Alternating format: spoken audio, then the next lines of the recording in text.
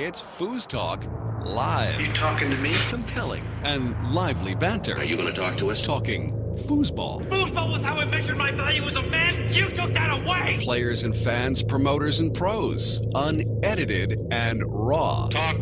Living in the moment. We have a lot of important things to talk about. All while practicing social distancing. Cool. We'll talk. No big whoop. Let's get this thing started.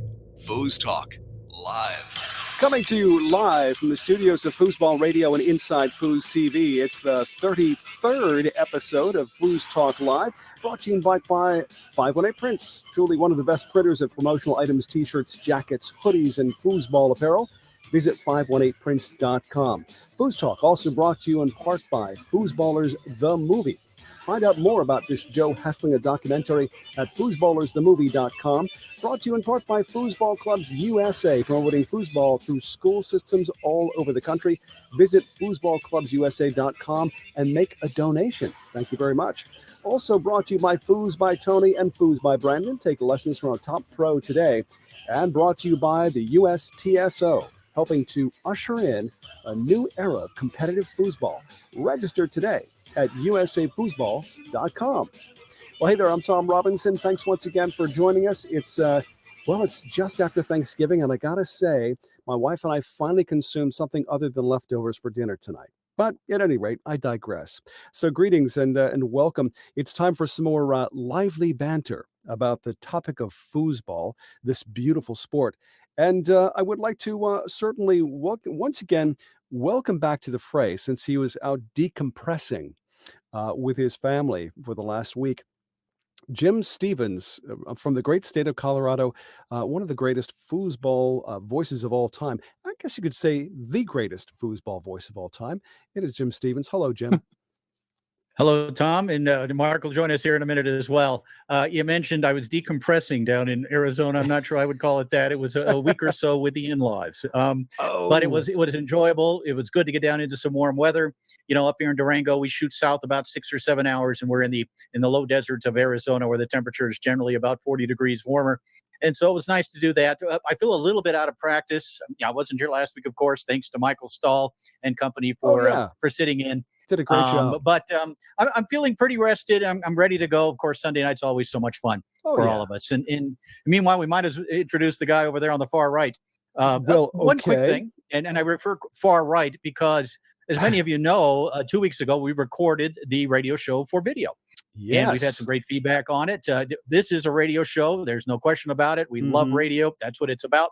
But we thought, what the heck? We'll show us on camera as well. And that's why I was referring to the guy over there on the other side of Tom Robinson. And I have something special I'd like to provide this introduction properly for our gentleman who is here, of course, every week to help us out. He is the man who can describe for you the look of anguish on every amateur's face as he defeated them during the 1990 World's Amateur Doubles Championship. He's an all-round foosball fanatic as well. It's Mark. I could just. Sorry, Mark Torres. Is it me? Is it my time? It is you.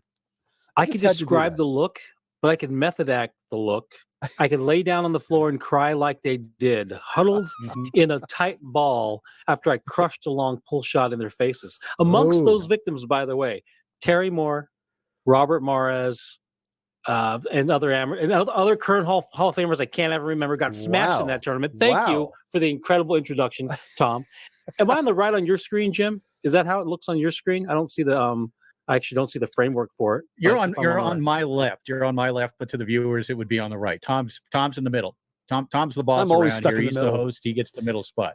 It brings to mind Steelers wheel stuck in the middle with you. Man, wow, that song was actually written by Paul McCartney. Actually, Paul McCartney was he was a good friend of Jerry Rafferty's. Yeah. I was born about 30 years after that song was released, so I can't identify with whatever you guys are saying. You've seen Reservoir Dogs, right? You've seen the movie? Oh yeah, Reservoir Dogs. Yeah, man. Completely changes your viewpoint of that song forever and ever and ever. Every Tarantino movie, very similar ending, right? Everybody dies, maybe, except for incredible show. So. What are we talking about? What was this thing about Foosball week? We're supposed to talk about foosball tonight. Was that true? That's the plan. And we've got a really special guest tonight as well. It's Ecaterina Sarbulescu of Romania, who of course is one of the co-hosts of that Linh and Cati show on the InsideFoos TV Twitch channel on every Tuesday. at 9 p.m. Central European time. I believe that's 1 p.m. 2 p.m. Eastern. Eastern for me. It would be 1 p.m. 1 p.m. Eastern for me. Eastern time. 1 p.m. Eastern. Yes. All right, there you go. She's in Eastern Europe, so she is a full 9 hours later than me, which means she's up right now at just after 4 a.m. there in Romania. So that's dedication. Talk about someone who loves the sport. That's Cati. Yeah, absolutely. Wow. Yeah. So we're looking forward to getting a chance to travel the globe this evening, as we have not had the opportunity yet to do so. This is going to be our first stepping outside the borders of this fair country. So yeah, looking forward to this. It's going to be a lot of fun. Speaking of which, what happened on your trip, Jim? Talk about other than anything fun that you did during the time. Well, of course, we had the kids with us. They bring the bicycles. We go hiking. We actually camped down for 3 or 4 days down in southeast Arizona in some of the greatest birding and wildlife area in the country, the Chiricahua Mountains. So we got out, hiked, enjoyed some good fresh air, and had a nice time with the kids. Kids got to swim, and of course visit with the in-laws, which is always a lot of fun.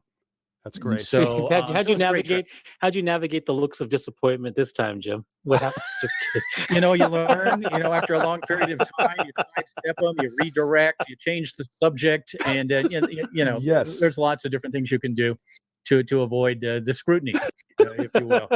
Well, I deal with it all the time, man. I deal with it all the time. You can't, never good enough. I get it. Oh, I can't wait till my wife hears this one, or her parents hear this one. I plead the fifth. I am not. Don't ask me to testify for either one of you guys. I'm not saying a word. Cora, Tom, because your in-laws probably love you because whatever. You're probably adorable to your in-laws. Let me think about this for a second. My father-in-law didn't know my name for the first 5 years we were married, but that's okay. Only 5. Yeah, only 5. It's horrible. No, I digress. Oh man. So sounds like we have similar lives, but that's why we're doing the show together. So, okay.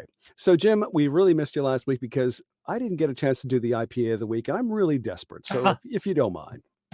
Desperate. What Jim and I like to do right about this time is to reveal our favorite IPA. So, okay. After all this time, you got a whole, 10 days to think about this. What did you finally select for your IPA of the week? Well, one of the things I did do on this previous trip was drink a few beers. One of the things, and I had one of these, I don't know, maybe 5-6 nights ago, and it's not even an IPA. It's actually the first time this season that I'm not drinking an IPA. Oh. It is from my favorite brewery up in Wyoming, Melvin Brewery. I've had the double IPA, the single IPA, but this is a pale ale called the Hubert. The Hubert Pale Ale, award-winning Hubert Pale Ale, really good. Really enjoyed it. Nice. And so let's crack one of these open. Hubert Pale Ale. And you can hear me pouring. I actually have a microphone on my glass. Nice. Boy, that's good. Not quite as hoppy, a little more malty than an IPA, and that's basically IPAs evolved from pale ales. They just added extra hops to them. Oh, gosh. But this also quite hoppy, but also quite malty. How about you, Tom? Well, it's going to be Buffalo, New York. Buffalo, New York, the home of the 716. Here's to those guys. It's called Bliss. And the brewery, by the way, I'm not sure. I think it's the Bliss Brewery Company, but it's a double IPA and 8.0% volume of alcohol. So you're going to be smashed. Yeah, look out, man. Yeah. Let's see if I can handle it. Don't lose a fingernail. I don't have a snifter. Yeah, ouch. Yeah. Wow. That's Bliss. usually what you say after you drink a double IPA. You say, oh. That's Bliss. Cheers. Bliss really good. And you guys always ignore me. So, Mark, what do you got tonight? What's Mark drinking? This is coffee. It has cream and sugar, and I'll be wired to the ceiling. Look at how big that coffee is. And I may finish this and then run straight up the wall. Well, so that answers I win.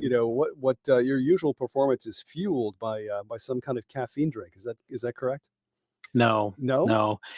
Sheer will, baby. Sheer will. Sheer will. Coffee. I got to drink the coffee to tamponade the whole thing, to bring it down a notch. Okay. All right. Or the whole thing, the internet explodes. As long as you've got something to toast with, because that's what we need to do. We need to toast our honor group of the week.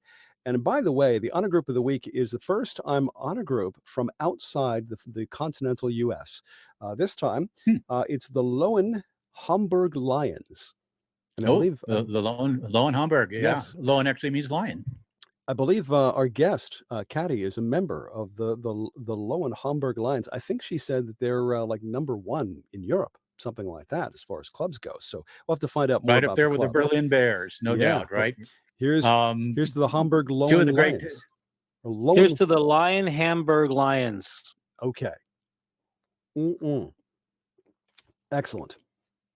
All right, very good. We have an exciting top five tonight.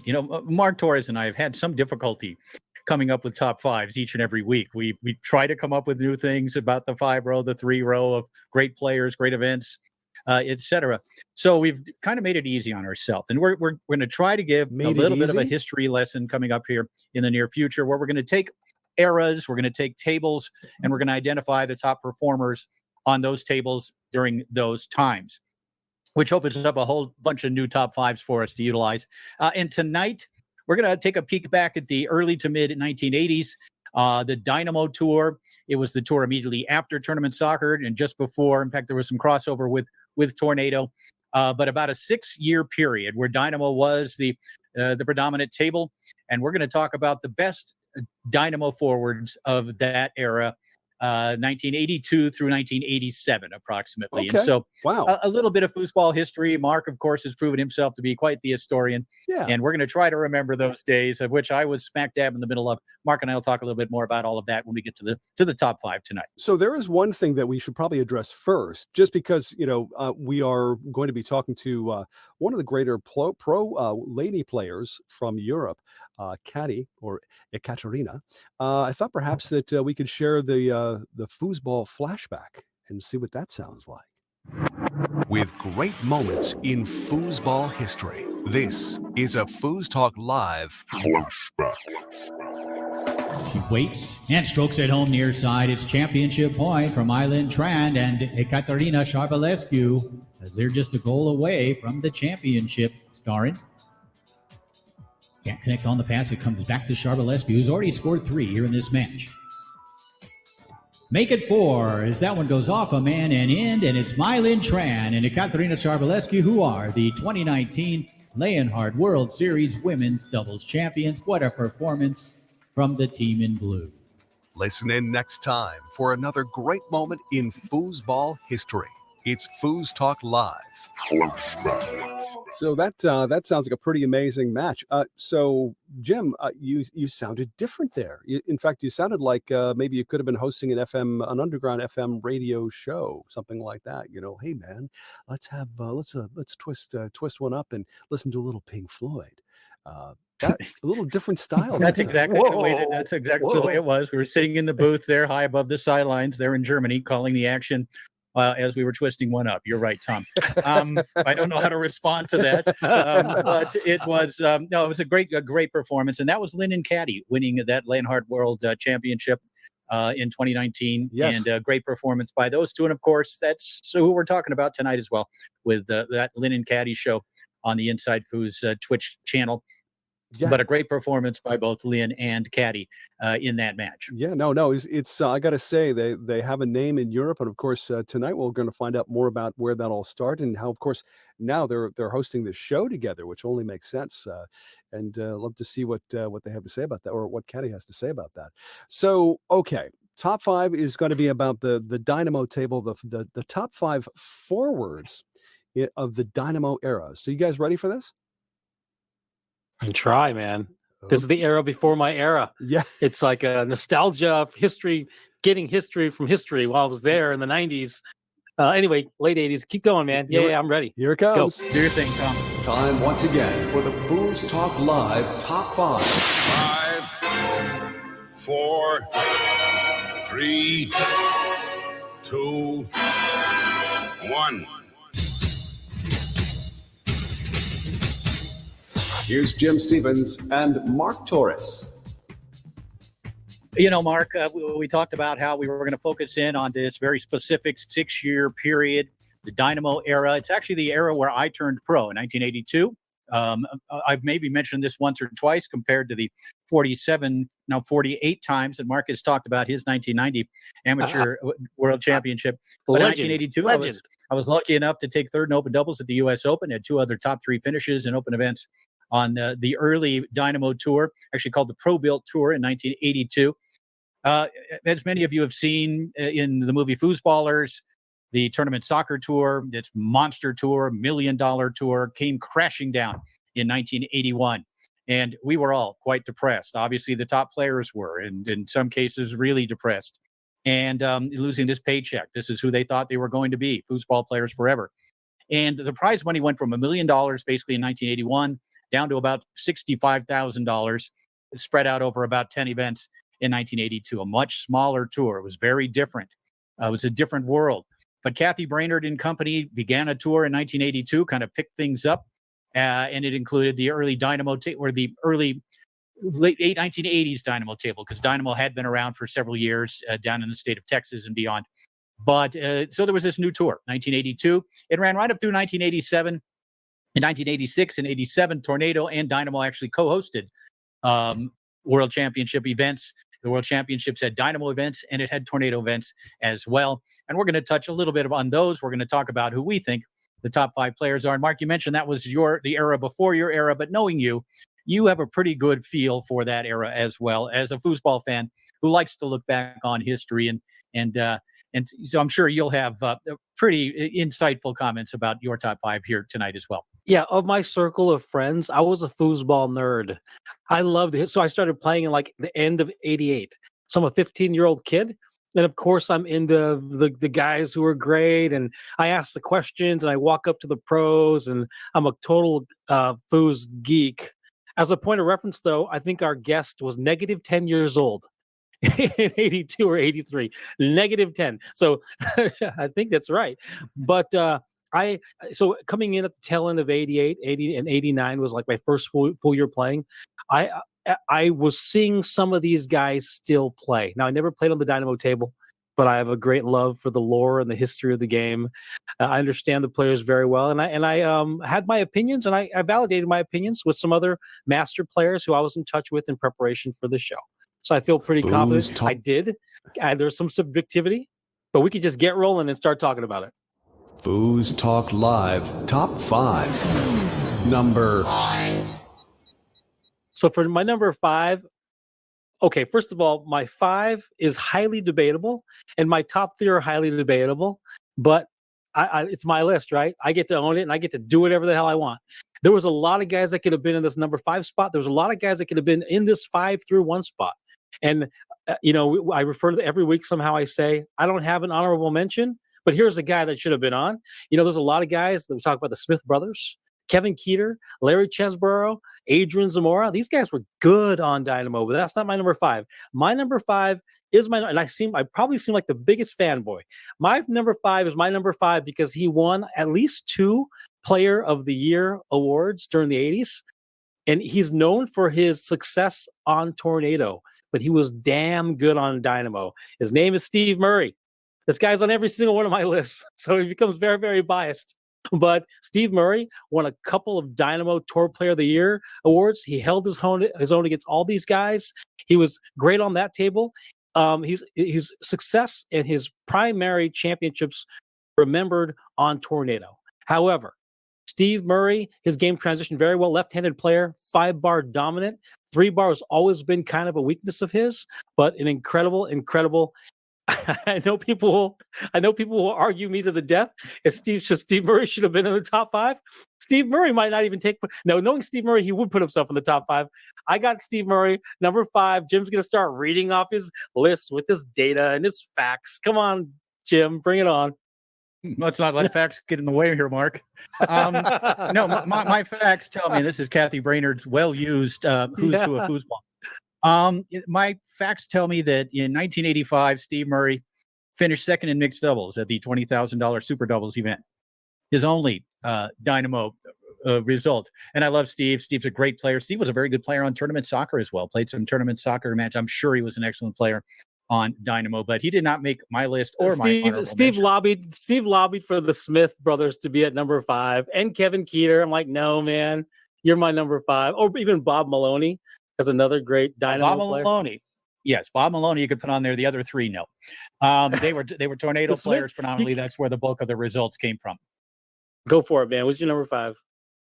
My number 5 is a guy that I sort of grew up around, a guy who was a pretty good pro player on the tournament soccer tour and probably benefited more than anybody from the crash of tournament soccer, if anybody really benefited from that. But because of its style of play, because of the fact that so many of the tournament soccer players no longer played, they pretty much petered out, most of them, by 82 or so. And so Greg Perry, Jeep, benefited greatly from the fact that maybe the competition wasn't quite as strong. I think the Dynamo may have been a table he was more comfortable on anyway. The Dynamo table was kind of a transition from the brown top of the tournament soccer area. It did have a brown top. Men were different. Handles were a little different. Playing conditions were very similar, though. It was the same game that everyone had played. But Greg Perry, lots of top 5 finishes during the course of his career. But maybe the biggest thing was in 1985 at the national championships, and we've talked about this on the air before, when he paired with Tina Roton to win the national championships in open doubles on the Dynamo table. Jeep was an outstanding player locally in Southern California. He was, we had some really, really good players during that time period, but he was the best of what we had, certainly during that time period. And he also made his mark significantly on the Pro Tour as well on the Dynamo table. Solid finishes, solid years, one after another. The big one, of course, the 85 national championship, also had some high finishes at the Worlds. But for me, and there were some other people in the mix, we'll talk about those honorable mentions a little later on. But for me, number 5 was my old friend from Southern California, Greg Jeep Perry. FoosTalk Live Top 5. Number 4. So I get to put all my favorite players on this list. Just because. No, my number 4 is Johnny Horton. So some guys' games transitioned well from a finesse game into a power game, and some did not. And one gentleman on my list, his game did not. We'll get to him later. But and Jim's probably gonna go ahead, give me your facts, Jim. Johnny Horton was a stud. He's gonna edit this. I think Johnny Horton was a beast. And of course, we know what he did on Tornado, but he was domineering and a powerhouse forward. Great finesse game, great chip pass, great pull shot. Johnny Horton is my number 4. No, that's a good one. No question about it. And he is on my list. And it was tough. 3 and 4 were kind of tough for me. But my number 4 is Tom Speer. And he didn't have a great all-around career during that era, but he did win the World Championship in open singles in 1982, the first year of a Dynamo World Championship during that era. And Speer was Speer. We've talked so much about how smart he was, how he had just 2 or 3 basic passes that he used brilliantly, and that his pull shot wasn't necessarily the strongest pull shot around, but it got the job done. But for me, you win a World Championship on a table, I don't see how you can't, put him on the list. And for me, Tom Speer, tournament soccer, Dynamo, Tornado, great player, Hall of Fame player on all 3 tables. But it was that 82 World Championship that kind of really convinced me that he deserved to be on this list, and maybe a notch below number 3 for me. But for me, 4 other top 3 finishes on the Dynamo Tour, and of course that 82 World Championship. It's Tom Speer at number 4 for me. FoosTalk Live Top 5. Number 3. My number 3 is Tom Speer. I think it's funny.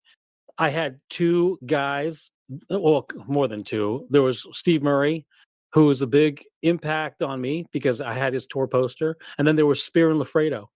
And Speer and Lafredo, for whatever reason, Speer was the stoic. And here's another irony. There's a whole thread going on right now that I started on the InsideFoos TV Facebook page about trash talking and talking between balls and being able to engage your opponent directly. And what part of the irony is, I love Murray because he was a fireball, always looking to push the envelope. And I love Speer because back then, he had the Android game. unflappable, unwavering, non-emoting, drop the ball, composure, posture, stance. I try to mimic that. And I think kind of the irony is here I am on one side advocating for an engagement, a higher level of engagement. Meanwhile, it's that higher level of engagement that brings around someone like Spear, who's the antithesis of that. So Tom Spear, you named the results, Jim. He's a big foosball hero of mine, if you want to call it that. The simplicity of the game, the mental strength, the unwavering skill under pressure. Tom Spear is my guy. Tom Spear, number 3. Yeah, no question, as we talked about with Tom, but I couldn't put him above Johnny Horton. Horton had 11 top 3 finishes on that Dynamo tour over that time period. And the first World Championship I ever went to, the Reunion Arena, Hilton, I believe it was, or Hyatt, they're in Dallas, 1985. All 3 finals featured Johnny Horton versus Tony Bacon. And Horton won 2 of them. Horton won the open doubles and the mixed doubles titles that weekend. 2 world championships, 2 world titles. Trumps 1 world title for me here. And along with those 11 other top 3 finishes, for me, it has to be Johnny Horton at number 3. And, going into this, and I got to tell you, going into this top 5, I assumed that Johnny Horton was going to be in my top 2. But after reviewing the records of the various players, it was quite obvious that he was not going to be any higher than 3 on my list. But yet, number 3 is Johnny Horton, for me, number 3, the top forwards from the Dynamo era. FoosTalk Live Top 5. Number 2. I think our top 2 are going to be the same. It's just the order. And the order plays to Jim's favor because he played during this era and I did not. And that's why I'm imbuing a whole bunch of creativity in my choices. But I think even as creative as you want to be, there becomes a limitation where you're just mocking history if you try to get too creative. My number 2, and I'll admit a free hand that Jim's number 2 and 1 will probably be more accurate than mine. My number 2 is Todd Lafredo. Todd Lafredo won, when they mixed tables, he won both open doubles titles at the Worlds, the Tornado table and the Dynamo. He won both of those. Todd's another guy who reminds me, well, you can't say Todd reminds me of Horton. You could say Horton reminds me of Todd, I guess. But Todd's game transitioned perfectly between finesse and power. Now, all that said, Todd was absolutely served by that transition completely over to Tornado. It is, the greatness of Todd can't be questioned. Todd, obviously, multi-table, he's shown, I guess the history has shown now with his multi-table excellence that he could have done it well, but absolutely his game played for both styles, Dynamo and Tornado, which are dramatically different styles of play. There were guys that couldn't make the transition. Bottom line, Lafredo's game did. He was dominant on both tables. Todd Lafredo's my number 2. Yeah, he's number 2 for me as well. And I wasn't sure that was going to happen. Todd Lafredo won the 1984 World Singles Championship on Dynamo. That is the last World Championship that Todd Lafredo won in open singles. How about that? That has now been 36 years ago. He won the World Singles Championship, has competed for it on several occasions, has won maybe 20 doubles titles since then. But that's the last one he won. That's a remarkable statistic. A man this great, a great singles player throughout his career, but that's the last singles championship at the Worlds that he won. He did win 3 overall world championships on Dynamo, a couple of open doubles as well, and had a really good career. And again, a guy that transitioned from tournament soccer to Dynamo, Tornado, had success on all of them, different levels of success. Certainly Tornado for Todd Lafredo has been the table, but not in singles. But I was surprised. When I went back and I looked at the record, that I put him ahead of Horton, and for obvious reasons. 3 world championships, 4 other top 3s at the Worlds. So 6 overall top 3 finishes on the Dynamo table at the World Championships. Unquestionably, in my opinion, and in Mark's, Todd Lafredo, number 2 on the list. Let me ask something before we go, Tom. I know Todd won a lot of other tour open singles events. He didn't win on Tornado. He won a lot of other open singles tour events, including he won master singles. Todd was a little bit of a funny character. The world's open singles title is very difficult to win in any scenario. And Todd would focus more on doubles at some point, and he would do a thing where he got in the money. That's a whole other can of worms. When he got in the money, how his behavior changed toward being competitive, fine. But yeah, it's a great detail that the last open singles title he won was on Dynamo. Are you ready? Here it comes. Ready. Yes, now I'm ready. FoosTalk Live proudly presents The top 5. Number 1.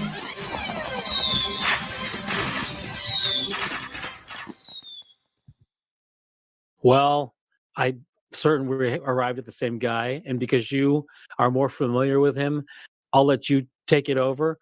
I will say this: absolutely dominating 5-bar. Like, he was going to get the ball every single time on anybody, and that's what he did. Dominating 5-bar. And I saw another exchange where someone called him out on his 3-bar, and Brendan Flaherty immediately got a hold of this gentleman, and turns out that if whether the facts are true or not, this particular gentleman relayed some detail that kind of described his 3 bars pretty damn good too.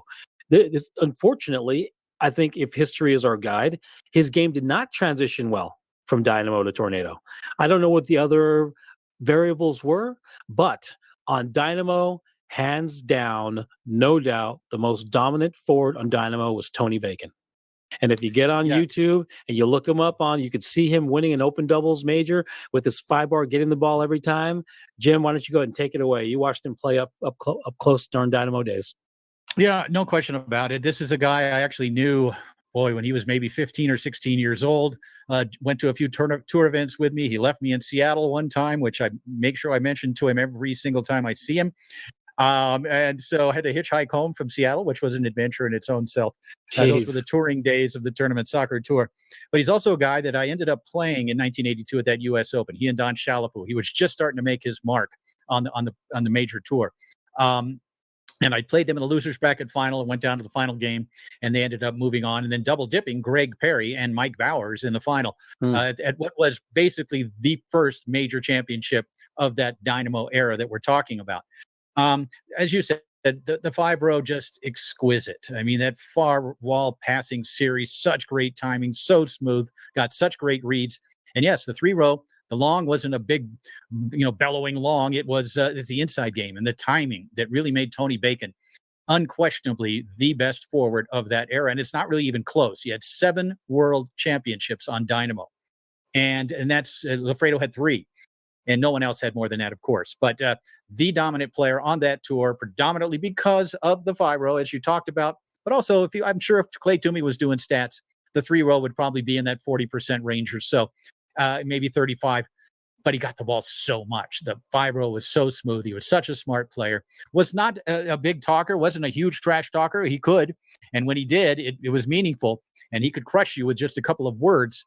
But he was a fighter, and literally a fighter. I think a former boxer up in the state of Michigan where he grew up, and a guy that was a fighter on the table, just as tough as nails. But unquestionably, the best forward of the Dynamo era was Tony Bacon. Now, forgive my ignorance here, guys, and I think this is a great top 5 idea. Of course, we exploring a different era. Now, I think I've played on Dynamo maybe, a few times recreationally. I have a question. If we were to take this list of people that played in Dynamo and excelled, what kind of shot did most of them do? Pull shot. Almost every single one. Jeep was a push kick.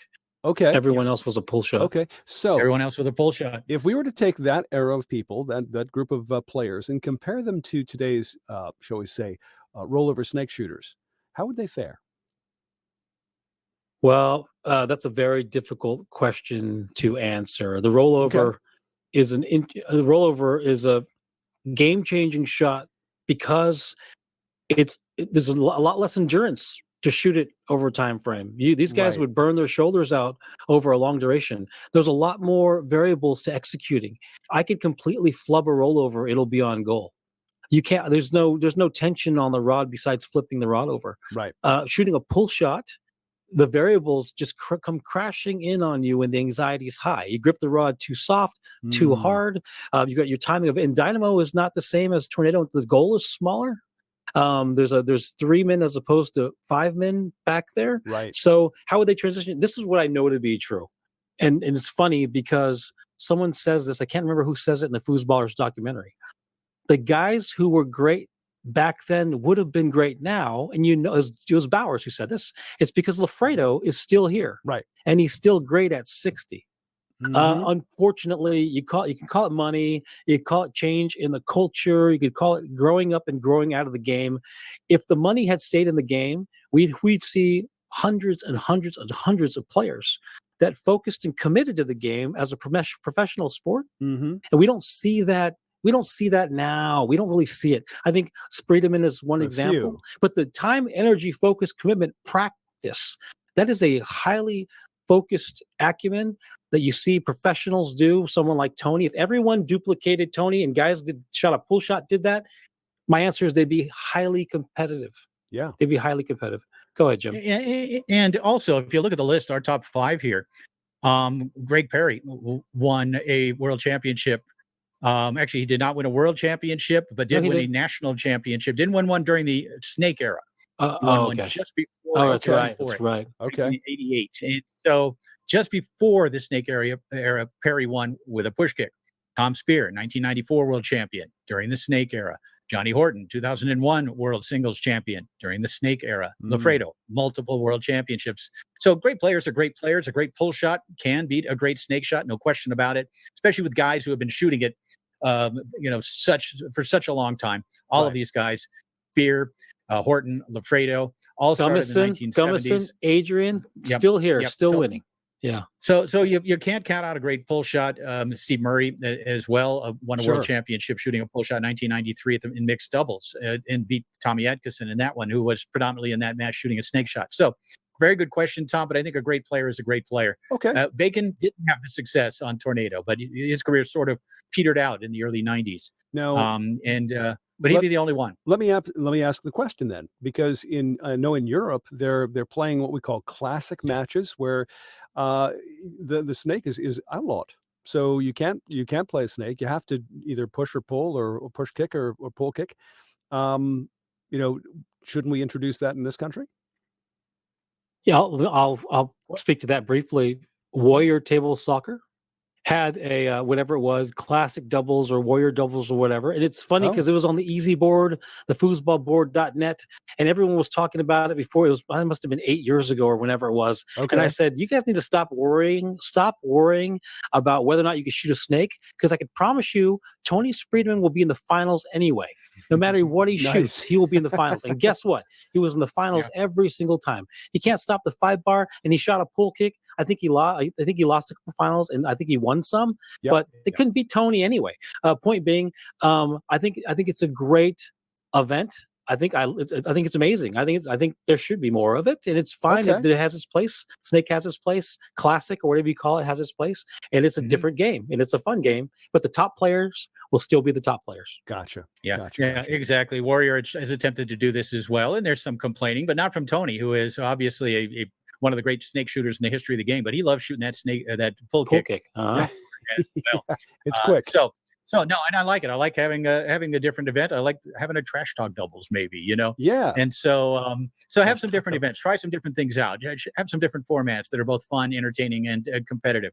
And so maybe that's something that we'll see more and more of. And I think the ITSF did kind of take that idea from Brendan Flaherty and Warrior. Okay. So let's give him a little credit for wanting to do that. But his came out of just an absolute hatred of the snake shot. So or the spin shot. Old school.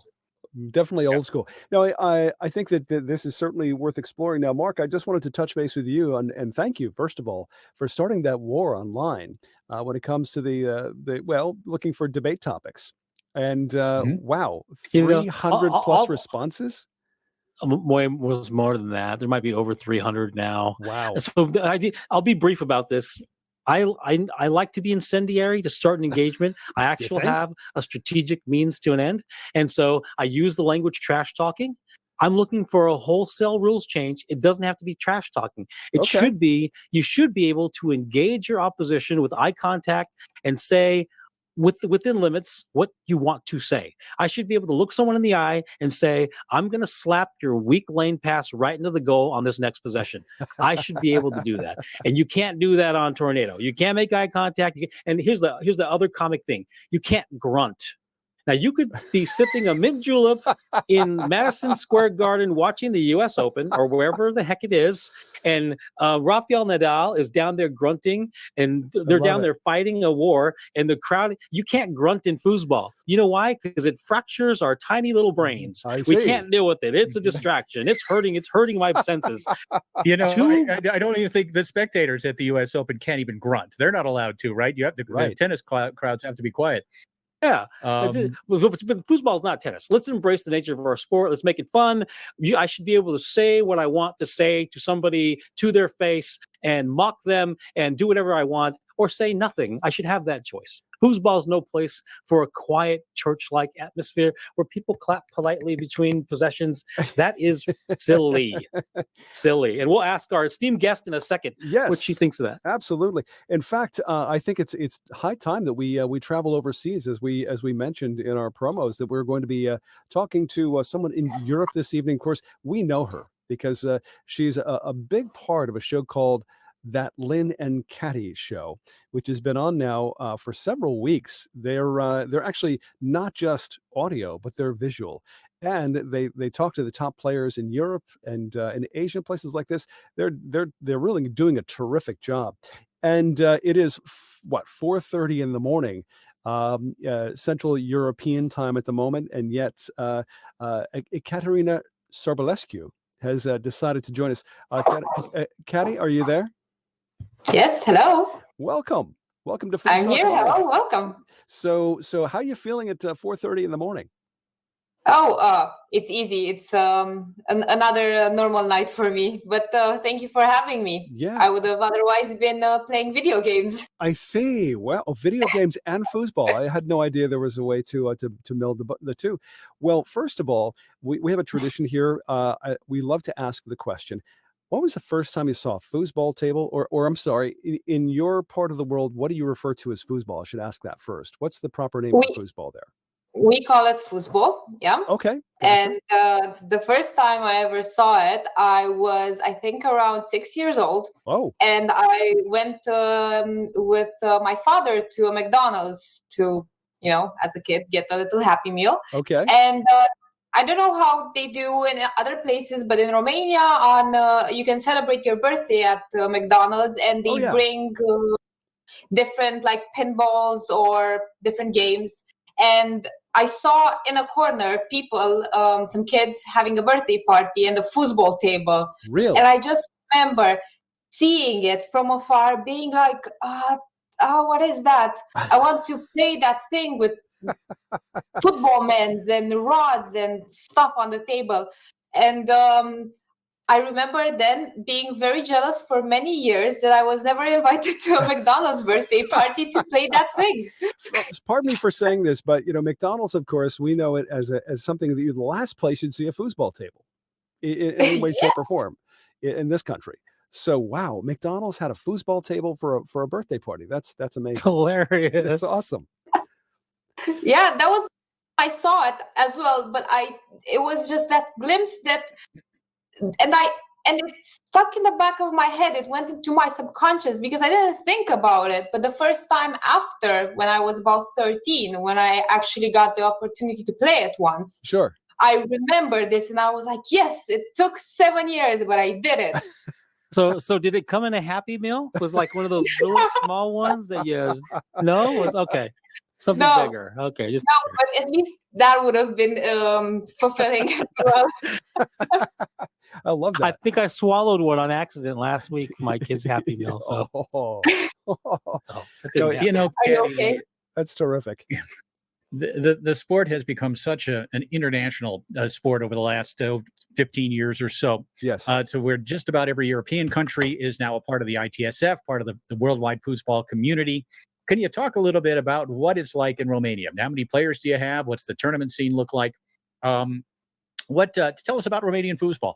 Are you the GOAT? Are you the greatest of all time from Romania? I might be. Nice. Tell us. I don't want to self-title myself, but I might be. Granted. Thank you. Okay.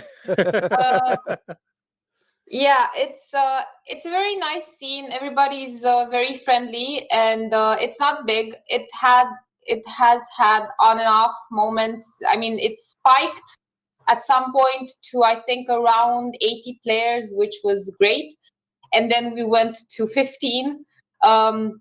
But right now, some people in the federation are really working on improving it and trying to build the community and create clubs and everything that we consider that would help.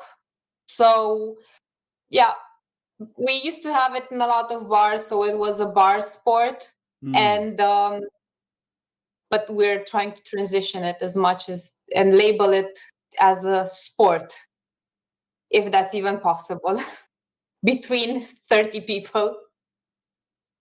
But it's lovely. That's fantastic. Now, how often, let's say outside the pandemic, of course, Romania, like every other country, are you currently on lockdown? Are you seeing a resurgence? Yes, we are. We're not allowed to go outside between 11 p.m. and 5 a.m. So we have a curfew. Okay. Yeah. So you go to sleep at 5. You go to sleep at 5 a.m. and wake up at 10:30. Yeah, I have to go to the store. You need 30 minutes to go to the store. So when you are playing, when you're permitted to play, I mean, how do you play once a week? Or you play every day? What's your schedule like? We're not. We're actually. I have a table at home, so I can play. I practice. I've actually been playing more than I've played in my life. I think it's that hunger. But everybody else has not played since March. Wow. I mean, all the other people who don't have tables at home. Yeah, it's that from that point of view, it's a bit sad. But everybody here has been very, very careful to not expose themselves to other people, to not spread it around. Sure. Well. So we've stayed at home as much as possible. Okay. Yeah, it's hopefully as in Europe, as in America, the vaccines are headed our way, and hopefully within a year's time, we'll all be back at it. Yeah, Can we go back to something? Can we go? You said there was 80 and then it declined. And I'm interested because this is a phenomenon you see in other, it's not limited to Romania. That's where you are, right? I said I usually get it wrong intentionally. I like to say she's from Slovakia or Estonia or I don't know, Poland, but I got it right. Fine. Why do you think? Why did it go from 85 to your European countries? There, that was the limit right there. then it's like San Francisco. I just have no sense of geography after that. Why? What was the function? What do you think why was there an 85 to 15 decline? Why do you think? I have a theory, but I think this is the case that we have. The president of the federation is also one of the best players that we have, and he is very good. And for a lot of people, he won. So for years and years, since I've been in the scene, he has been the most constant winner, and nobody ever pushed themselves enough, their will and their technique to beat him. And it wasn't hard. He was tangible, but I think there was no willpower. In the last few years, there have been a few people that now can do it. And those are the people who stayed. The people who managed to finally get themselves the title or a place on the podium, those are the ones that stayed. Some people just don't want to push themselves, I think. Yeah. Okay. Now, we mentioned that, in fact, we heard the audio a little earlier about you winning the 2019 Leonhart World Championship in women's doubles. You're also the 2019 Bundesliga champions. One thing, Tom, club foosball in Europe's a little bit different. The Lowen Hamburg team in particular is made up of ladies from several different countries, from Germany, from Romania, from Denmark, among others. And so talk a little bit about the club scene in Europe, how big it is, and these elite clubs in Europe. I mean, Tony Spredeman's a member of a club. Robert Atha is a member of a club on the continent. Billy Pappas. they basically recruit players to come in. So you really get the best of the best. Talk a little bit, Cati, about the club scene in Europe and about how international it really is, even with one club team. Yeah, so as you said, all those great names are part of it. Germany did an amazing thing by building this club system, which first of all, they have they have a lot of numbers, so they by default have a lot of German players, and then it became slowly but surely one of the best leagues in the world when international players also wanted to participate in it. Some people don't have their own club system in their country, so the solution was to participate here if invited, because you have to also be invited, of course. And when you go there, I think it's like nothing else. The World Cup is the only other thing that gives the same emotion and the same feeling. But when you're playing with your nation, you have you carry your flag, so you have this pride. But when you play with a club, you're playing with your friends, and it's a whole different feeling to play and win with them. And of course, when you get to compete against the best in the world, you will also want to be as good as them. And you can see everybody, they're playing, they take themselves to another level. The people, you see them in tournaments and they're good. Here, I think they're even better. And you've come to the United States. I recall you coming to Las Vegas, I want to say 2018, to compete. The Tornado Tour, the American Tour. How is it viewed in Europe? Obviously everyone has seen the videos, the YouTube videos, the InsideFoos videos, etc.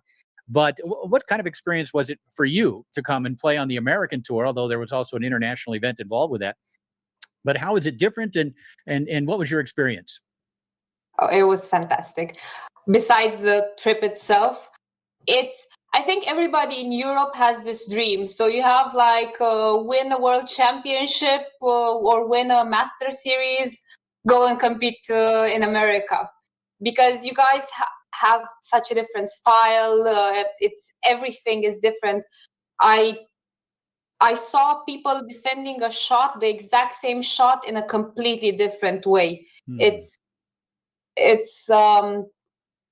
the trash talking is really fun, because this is one of the points. One more for trash talking. Talk it up for trash talking. Absolutely. The atmosphere is great. Yeah, and it's first of all, it was like a dream come true, and the level is really good. For I can talk more about the female scene, because the girls in America are way faster than the girls in Europe. Basically, in Europe, everybody has good technique, but the lateral speed, I think, is it's a bit slow, and you can race easily, but then you go there and then you see a really fast pull shot or a push shot, and then you go, what do I do now? Use your brain. Sort of like Midori Kimura. Midori, who you had on your show this last week, she's probably one of the quicker pull shooters of the American team for sure. She is fantastic. And there are some gals out there that you probably may not have seen that might be more along the twilight of their career. But Shelly Langley is a pro from Colorado, and she's around those great Colorado pull shots. So I'm not sure if you have the chance to see her play, but it's indistinguishable if it's a man or a woman at some point, because the speed and power is comparable. I want to ask you a separate type of question, though. I know that you've been following this thread on the InsideFoos TV about trash talk. And I spoke earlier to, I have an actual agenda beneath it, and that is to improve the quality of human interaction and drama by somehow getting out of this atmosphere that was created. I want to ask you, and you say there's more trash talk. I don't know if there's more trash talking here or not. That's the question. On your side of the pond, what is the player engagement like? Is it also still a very stoic, quiet, well-mannered game, or is there more interaction between the players, between balls? No, I think it's as you said, it's slightly stoic, and there's no you can barely hear somebody yelling when they score, which I think is very boring. Why is that? Tell me why. Is that because the studio has adopted the same culture we have, or is it because foosers are by nature introverted, shell-shocked, fragile human beings? Why is there no competitive shell-shocked exchange? I think it's a language barrier thing in Europe, because that might be a thing. But when you trash talk at the table, you're not directly speaking to your opponent, right? You're more. I think you're saying it more for yourself, maybe to encourage yourself. Or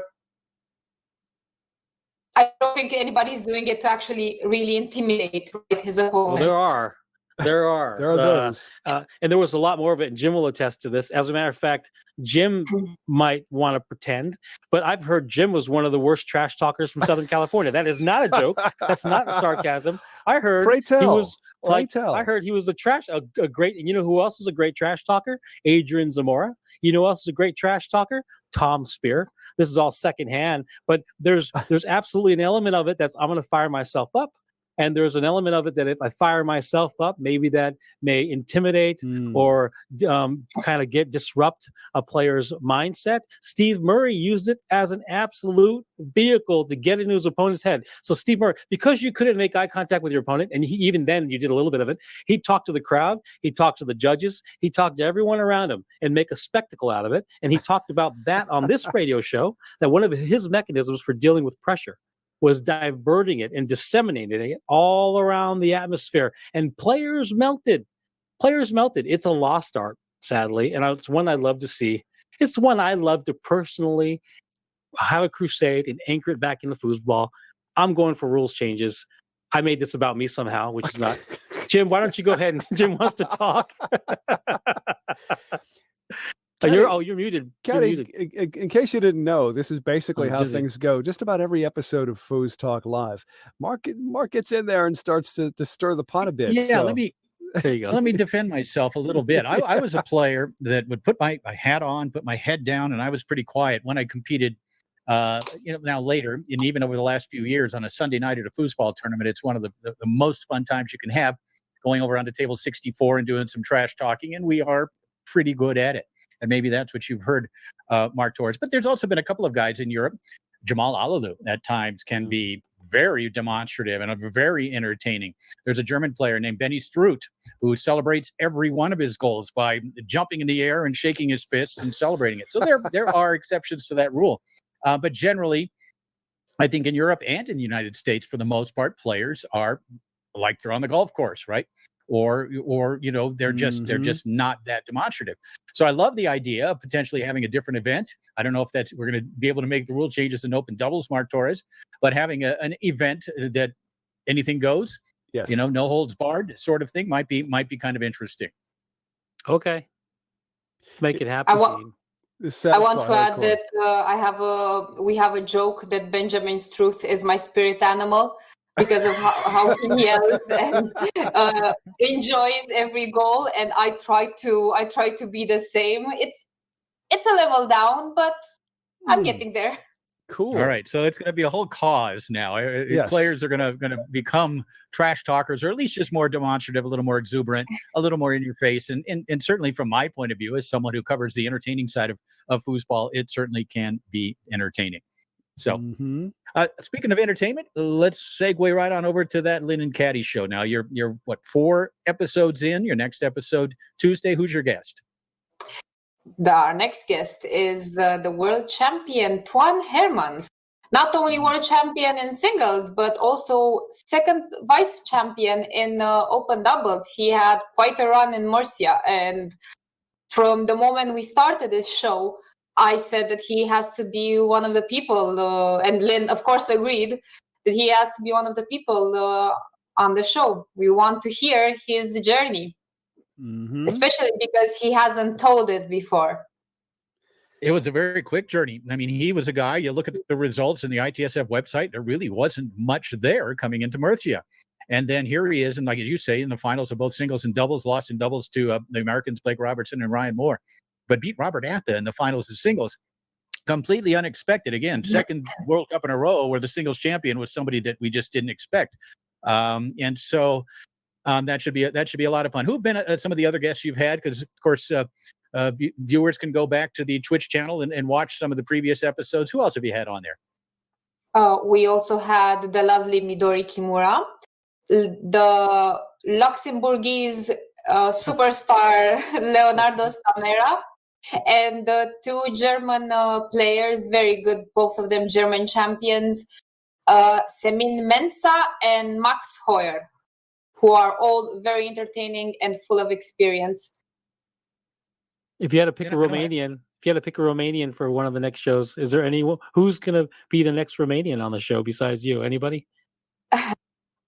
There are people that can surely talk and have a lot of great stories, and they will come one day. I just need their matches. All right, great. So, Cati, do you have a favorite show so far? Is there any particular show that you want to tell us that was your favorite, or what was maybe your least favorite? Ooh, am I allowed to say? It's like asking which one of your children you love more. Oh, right. Right. Sorry. I think I do like the Leonardo Stamera episode the most. He said some things. He mentally ticked some boxes I really wanted to hear. How he prepares for a match, how he grew in foosball, how why he did it, what motivated him. Also explained some technical stuff, gave advice to amateurs. It had everything. I felt like it had everything. One of the things I really love about your show is while you're talking to your guests, you have a match up on the screen as well, as they talk about, what happened on the table. I love that element of your show because they can discuss what they were going through at the moment that they scored, a crucial point at a specific part in the match. What drove you to that? Whose idea was that? It was both of us. Early on, when the pandemic started, I was my boyfriend bought the InsideFoos full collection. Nice. And the first 2 months I just spent watching almost everything. Wow. And and I was messaging Linh, who is, besides my partner, a very good friend. And I was messaging her, telling her all these things like, I'm watching this match and that match, and oh my God, 96, Jesus, what a difference. And hilarious. Yeah. And while we were talking, we realized that we both have different ways of analyzing and different perspectives of the match. She likes to talk about the technique and the choices people make, while I go like, oh my God, look at that body language, or that grunt, or who's got the best grunt?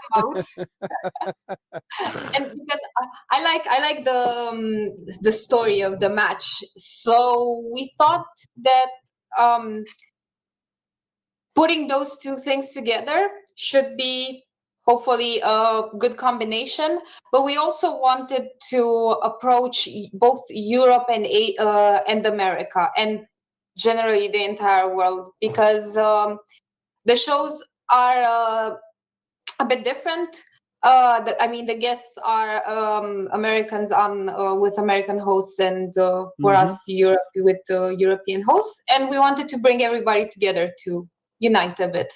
Oh, love that. Love that, because everybody needs that That perspective. could be a little difficult though with the time differences, right? I mean, as we mentioned earlier, if you're going to be talking to someone from the West Coast of America, it's 10 hours earlier, or in Asia. So that's got to have been a bit of a challenge for you. Maybe not with the European players, obviously, but down the road, if you're looking to be really international, you may be up again at 4:30 in the morning doing that Linh and Cati show.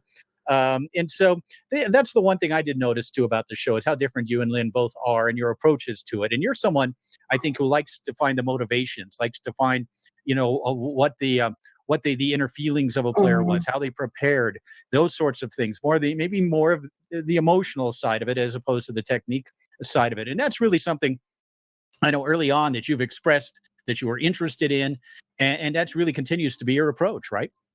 Yeah, it is. It works because she is so different to me and my interests. Well, you're agreeing, Mark? Well, listen, I don't want to generalize. You watch, Linh does the most amazing technical, tactical methodology vignette videos. And so when I say I don't want to stereotype or generalize, she's like a German machine. She's machining out the process, and you're more on the ethereal, artistic, emotional vibe, and that makes you guys a great team. And maybe not unlike Lafredo and Spear in some ways. I keep harkening back to my nostalgic memory of how I've branded these characters in my mind. But if you guys can mesh that well together, you guys complement each other very well. And I think that's where you're going, right? Is that what you're saying? Yeah, but we complement each other on those topics. But when it comes to picking the guests or the graphic or the topics or anything, we are completely on the same page. We have the same opinion, and I think we would both agree to stay up at 4 a.m. because we all love foosball, and we love talking about foosball, and that's why we do it. You could do the Linh and Cati show on Tuesday, and then the Cati and Linh show, which is a different right on Sundays flip or whatever. Flip the tables. Right, Saturdays. So while we're talking about your partnership, talk to us about what's your chemistry like when you're on the table together. Now, obviously, you won big as a partnership. So, what is it about your chemistry do you think that stands out from everybody else? Well, this goes back somewhat to the first time we ever played together, which was at the Garlando Worlds 2018, where I was looking for a partner. Me and her never played together. I've always played with the same person. I've been playing for almost 10 years, and she's the third person I'm playing with. So I'm a creature of habit, and she is as well. So that is one of the factors. But I saw her on the registration list without a partner. I asked her, would you like to play? It's not like we have any other choice. She said yes, but I warn you, I have never shot, because it was classic, where, as you said, you cannot shoot a rollover, but we shoot a pin here, a pin shot, a Euro shot, as I've heard you call it. And I was like, yeah, it's fine. Don't worry. Let's just play it. We'll come. If we come last place, it doesn't matter. We'll fight and see what it is. I arrived that morning of the tournament at 8:30. She's on the table practicing. And the first thing she says when I arrive is like, I've just learned to shoot a Euro shot for the first time in my life. Wow. And I was like, okay, I'm going to get coffee. and then we started playing our qualification matches. And I think there's always, when you play with somebody new, there's this strange feeling where you're like, oh, you don't know if you're high-fiving or fist pumping or you don't know how you take the timeouts. But she doesn't care. The first second she went for it, gave me a super fist bump with like all her energy, and then I felt electrocuted. And I think you hardly ever get a chance at any point in life to appreciate the moment you are in when you are in it. And that time I did it. When we started that first ball, I realized that it's something I have to really appreciate. Who knows if we'll ever play together? So it went really well because of this. We both felt really good, and we got to the final of an event she never played. She was never good in. On a table she never played, only because of our chemistry. And after that, we were like, we have to play together again. We would be insulting the universe. Don't insult the universe. I know how it goes. The chemistry certainly shows both on the table and on the air. With the show. Now the one downside is that at World Championship, World Cup events, you can't play with her. You have to play with someone from your home country. And of course, she won the doubles championship without you in 2019 in Murcia, playing with Lily Andres. How disappointing is it that you can't also play with her at the multi-table World Championship or World Cup event? It is.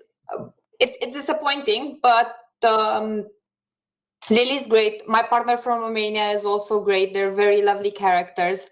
But I think at the end of the day, you have to be happy for your friend. And I was there watching the final, and I started crying when she won. So it brings me almost the same joy. I can't say it's the same joy as winning a world championship, but I was very happy for her. So maybe one day, if we have a masters doubles. There you go. Who's on your wish list for guests coming up? And you're having to do this every week. You got to come up with a new guest every week, as we do here. Who's on your wish list heading forward here? Who would you like to see sitting down there with you and Lynn on that Lynn and Cati show? Well, the one name to rule them all. Wait, don't say it. Don't say it. I'm gonna record you saying it. Don't say it. I'm gonna record you saying it, and I'm gonna send him. Okay. The question is, who's the one guest that you want on your show? Go ahead, Cati. Who's the one guest? The one guest to rule them all, Frederic Collignon. Of course, Freddie. So he won. Jim, was it 98 or 96? Was it 98 when he won his first Open Doubles title with Todd?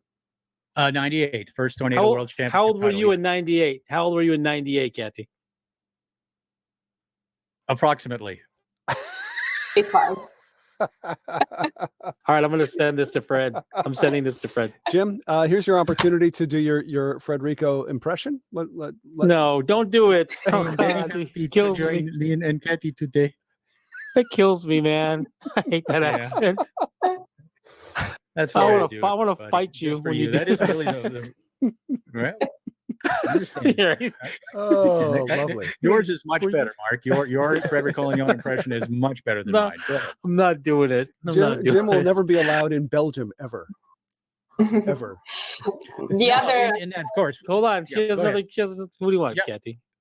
The other person who we would like to bring, because I think he is absolutely fantastic as a guest, is Ryan Moore.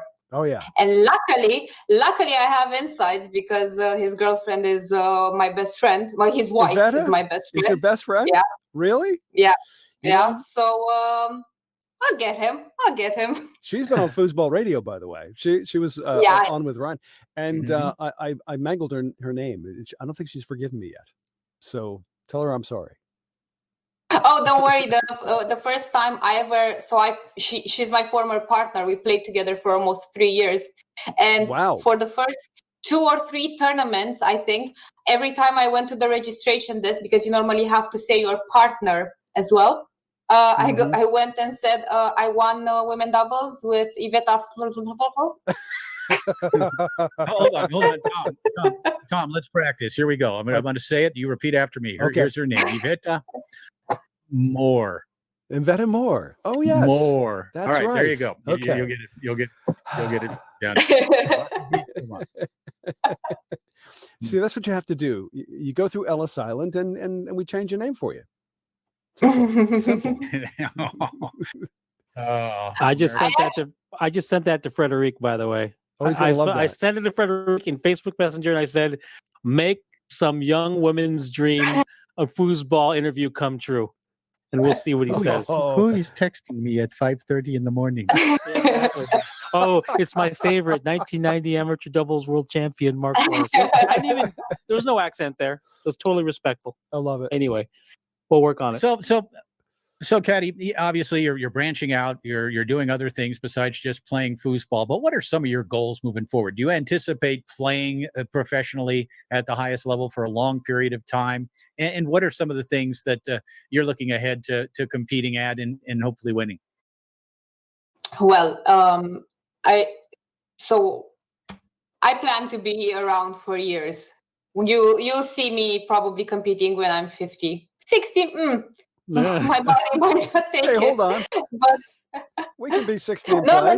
it's me. I know my body will fail me before that. Will you make it out here to a Vegas tournament at some point soon? Yes, I had tickets to go this year. Oh, but what? Alas, yeah. That's a good definitely some. Do the Europeans drink as much as the Americans do? Oh. Wow. So you asked that of someone from Eastern Europe. Interesting. Yeah. Some Europeans do. The fun ones do. Americans are lightweights, by the way. Well, I was just thinking about commentating her final matches when she's 50 and 60 years old. I'm looking forward to that. That's going to be really a lot of fun. You have to remember and say it. It'll be a Jim Stevens AI.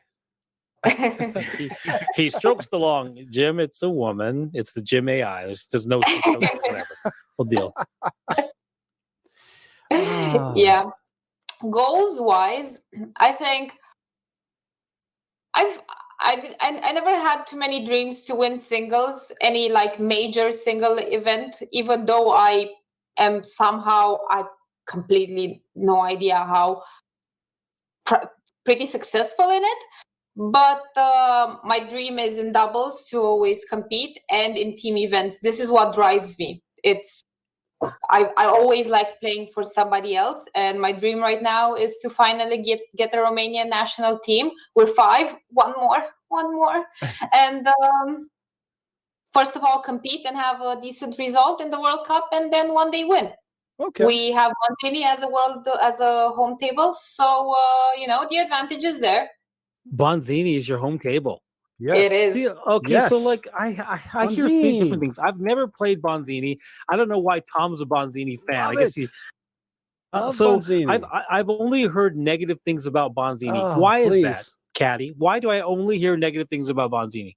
Because the most different table out of all of them, and it requires a whole different execution of the shots. So when you transition from Leonhart, Garlando to Tornado, they seem like toys. You're not changing. Yeah, you're not changing too much. But I think on Bonzini, because the figure of the player is very heavy. Mm-hmm. It does a lot of the movement for you, and you have to release or put different pressure on it, and changes the game. So if you're a snake shooter, transitioning to Bonzini, you will have a bad time. Yeah. And go ahead. Yeah, and if it's your home table, playing against somebody who can't play it, it feels like you have cheat codes. That's hilarious. In God mode. Here's my question to follow up to that. Here's my follow-up question to that. Is it your favorite table? Honestly, do you prefer one of the other? What's your favorite table in order? Garlando. Okay. Bonzini. Leonhart, Tornado, and then it's Roberto. Wow, Tornado's way down the list. Way down the list. Well, it's the one far. It's only because I don't get the chance to practice it that much. So, except for World Cup in Murcia 2019, I think I only played it in Vegas, and that's about it. Oh no, there was a London tournament, a huge London tournament as well. But if I can't play it that much, I can't really get a good understanding of it to start appreciating it to its maximum potential. Wow, but I do believe it's there. That's a great answer. Jim, you played Dynamo and you played Garland. You must have played on the Garlando and on the Leonhart. Those tables look similar to me in play. They're not like anything like Dynamo. Garlando is very difficult to play on. For me, it's the most difficult, and it's a little surprising that the home table of Romania would be Bonzini. So much of Eastern Europe is Garlando territory. But I really like the Bonzini table, and maybe it's because I've been to Bonzini events, World Championship events, where it was the only table there. I played for the U.S. team, and also shot the world's fastest foosball shot on it. Just go to InsideFoos TV and Google world's fastest foosball shot. And, I really grew to like it. I really grew to like the differences. I really grew to like the game itself. It hasn't changed since the late 40s. It is still the same table it has always been, and it continues to be. But it is a little surprising that the home table of Romania is not Garlando, because so much of Eastern Europe is, correct? Very correct. We used to be half and half. So we used to be half Garlando, the part of the country which was closer to Hungary, played Garlando, and I actually started playing on a Garlando here. But I cannot explain why it's Bonzini, but everybody likes it. And when you start playing on it, you learn to walk on it. You can't go back. Right. You can't, because you play a pinch shot, and then you go to a snake shot. It's not as nice.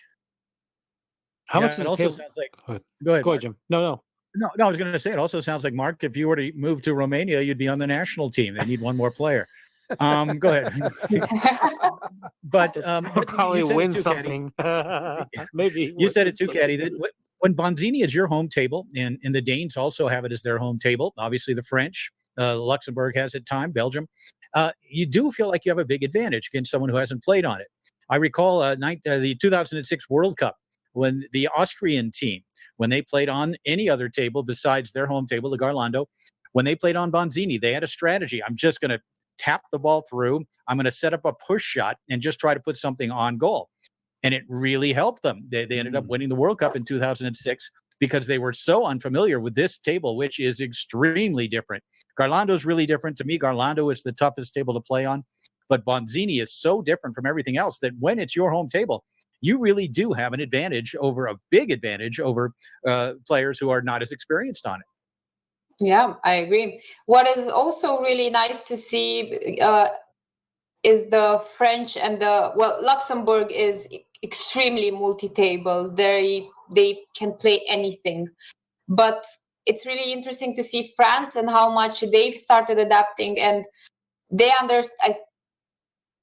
My opinion is that they understood that they have to also play well on the other tables if they want to compete. And you can now see them, how good they become on the other tables as well. And now they have a good grasp on their home table, and they crush you on your home table, on the opponent's home table. And they get to the finals so easily. Right? Weren't they in the last 2 World Cup finals? No, semifinals. Luxembourg was in the final. Right. Well, actually, they won in 2015, and we're in the finals of 2019. Yeah, they've had great success because they are such a multi-table nation. Tom, you had something? No, I was just going to say, let's talk about the Olympics. I mean, Cati, what do you think of the opportunity or the odds of foosball becoming an Olympic sport, at least in the eyes of the Europeans? Well, I have so much hope. I'm an optimistic, so I would really love for it to become an Olympic sport. Yeah, I think there is potential. We might be talking about a few years, but they've added a few new sports like skateboarding and others. Pole dancing. Unfortunately, sorry? I think pole dancing was in line possibly to become an Olympic sport at one point. Not sure. Exactly. Are you kidding me? Yeah. Is that a joke? No, it's serious. No, it's serious. No, he's right. How do you win? Because I can start practicing right now. As long as they Mark, allow competitive interaction between me and the other pole dancers, I'll be just fine. You can only win as a viewer, not as an actual dancer. Thank you, Clay. Yeah. Thank you, Clay. Love the pink thong, by the way. All I need is the interaction with the other competitors, and I'll be just fine. Anyway, go ahead, Cati. Sorry. No worries. I think so. I was actually doing a bit of research on this subject a couple of months ago because I wanted to understand why. Why isn't this a thing? Right. And I looked to the closest sport that resembles us in terms of view, how people view us. So it would be darts, right? Because it's another bar sport. And one issue they have for not becoming an Olympic sport is because they have two different federations, governing bodies. And I think somebody said that if they manage to go under the same federation, they might fight enough to become an Olympic sport. And I think that might be an issue for us as well. But, right. Those are opinions. Right. Got it. No, it's funny how the Olympics, it's like you have to wait a couple of years once they decide that you could be, potentially a sport within the Olympics. And then you have to wait for another sport to drop out or something. I'm not quite sure about the rules. What do the rules state, by the way? Very good question, but you're close to it. I think it is. There's certainly a process that takes several years. And I think it's expanded over the last 20, 30 years where they've added sports without dropping others, but they're always seeming to drop something and add something. Right. And the other issue would be, you talked about having it all under one federation, but the other thing is, would there be one table? Obviously, a multi-table sort of thing isn't really going to work. Maybe it's the home table of that nation. Yes. In tennis, when they have Olympic tennis, if it's in France, if the Olympics are in Paris, they're playing on a clay court. If it's in England, they're playing on a grass court. And so maybe that would be it. Maybe it would be a Bonzini or a Garlando. In Italy, they'd have to choose between Roberto Sport and Garlando. They're both manufactured there. Sure. But the table would be the other issue. Do you think down the road, if we do get close to becoming an Olympic sport, we would have to decide on one table, and maybe it's a hybrid of everything, or maybe it's the home table of that nation, or what? The good news is there's 2 years to prepare. And I can assure you, if it became an Olympic sport, there would be at least 2 years. Everyone would be buying these tables and working their tails off on it. So that makes sense in principle. I actually haven't thought about it enough, but there's plenty of time to get ready, and everyone will be coming out of the woodwork. Players we have not seen forever, yes, who are great at this game, would come crawling out of their caves and practicing their tails off on whatever table it was. These things, though, the one thing that's more interesting to me is that oftentimes the amount of bureaucracy and bribes, frankly, and salesmanship, I would just be preoccupied with who's working on that on our behalf. Do we have the right amount of bribe money? A, do we have the right salespeople with the right amount of charisma and the right amount of knowledge and the right marketing material? Because oftentimes, I'm sure there's more to it than that, but it does. Oftentimes it comes down to personalities. Yeah. And I'm not sure what the dynamics are, infrastructure, federations. That being said, you need high-minded, affluent, charismatic people pushing the envelope for your sport to get anywhere. I wonder if we could get to do that. I agree. I know. You guys are looking at me all the same, thinking, Torres, will you please do this for us? I will try to find time. We would appreciate that. Yeah. Cati, I'm sorry I cut you off. What were you saying? I wanted to say that I do agree with you. On the discussion of the table, it's I think my choice would be the Guardian table. It's a fantastic table, and right. I think it's a hybrid of all of them, and everybody can play and adapt to it. I've played it once, and I've never heard anybody complain about it. I keep hearing that. I keep hearing that about this table. It's a great table. Yep. Fantastic table. Fantastic table. As you say, it is a hybrid. You can do anything on it. You can shoot a European style pin shot, a snake shot, kick shots. I had a chance to play on it a little bit over in China at the actual factory where it's made. And it would be. Obviously, there'd be some lobbying, some bribing going on to eventually decide on one. But I tell you what, that Guardian table would be a pretty good candidate when you're looking to incorporate all the different styles. Why have I never seen one? Why can't, is this, do I need to make a phone call and buy one? I don't get it. I've never seen one, never heard of it besides the rumors of how great the table is. Where are they? Ryan Are they Moore. all in Are they all in Beijing? Ryan Moore They're played all on in one. China. Yeah, they're in China and in Germany. They're the two places where you would find those. I'm guessing there's not a single Guardian table in the United States. But, Sure. Tom Yor, the great American player, a Hall of Famer, was over at that tournament in China. And he came out of there saying that was his second favorite table after Tornado. He's a longtime Tornado man, of course. You're not going to pull him off of that. But he really liked it a lot, and everyone did. Ryan Moore was there. Lots of great European players as well, and everybody had good things to say about it. So we're giving him a little free publicity here. But the Guardian table is a good one, and maybe that's a good point, Cati, that maybe that would be the kind of table that we'd have to look at that incorporates all the different styles. What I don't understand about it is this: if it's made in China, granted, there's no weird tariff rules, and one part is vended somewhere, and who knows whatever the issues are. I should be able to get one of those tables, a coin op or their highest made model, for $750. I should be able to get one. So I'm going to make a phone call. Okay. Now, what time is it? Hold on, you guys. I'm dialing my people in China. Well, no, I'll save it. Yeah, I can give you a couple leads on that if you're really interested. I am. I truly am. Yeah. After the show, we'll talk about it. No, it's clear to see that there could be a debate about this for quite some time when it comes to the different standards, because there has to be a standard when it comes to the Olympics, plain and simple. One, maybe two tables total. Cati, are you ever playing forward? Are you ever playing goalie for Linh and want to grab her and throw her back there and say, "Get back there and block. I got this for now." You're blowing it. Does that ever happen? Come on. We only change for defensive purposes, either on the 5-bar or on the 3-bar. But yes, it does happen sometimes. Or the other way around, she'd be like, "Oh, you can't block." It doesn't. What do you shoot? What do you shoot on Bonzini, and what do you shoot on Garlando? On Garlando, I shoot a snake / rollover. And on Bonzini, I shoot a pin shot from the wrist. So a closed hand pin shot, yes, which is very painful on the wrist, but and not that effective. It's very slow, but it gets the job done. Have you ever thought about shooting a pull shot? What's the pull shot like on Garlando? Does that shot work? Beautiful. A pull shot. I think a pull shot from the 2-bar on Garlando is the best pull shot. It's crisp. It's fast. It has everything. The goal is also pretty big on Garlando, so you just send it forward and it will go in.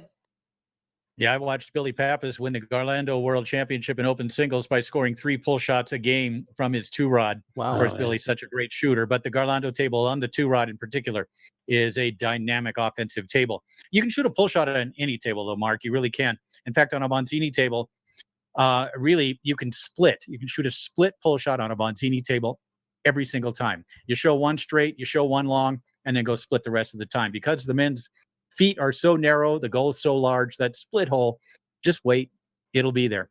And I've seen so many players, from Robert Atha to Tim Ludwig to Billy Pappas, use a pull shot on Bonzini in particular and have a lot of success. But like the snake shot these days, you can shoot a pull shot on anything. You can't shoot a push kick on everything. Really? But you can shoot a pull shot or a snake shot on anything. Yeah. Where's the pull? So where's your push kick limited?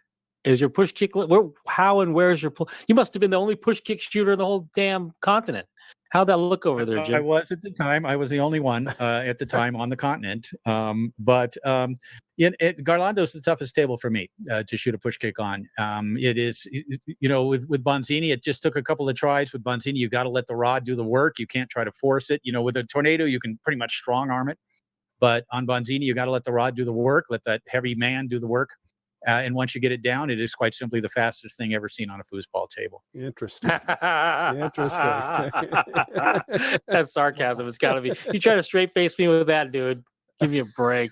So Cati, what's your next go to Google, tournament? Man. If you had to guess, search it. No, I won't. Now I refuse to on principle. Cati, what's your next tournament that you believe you're going to be going to, and why and how? I think it might be the Bundesliga next year. They normally do it around March.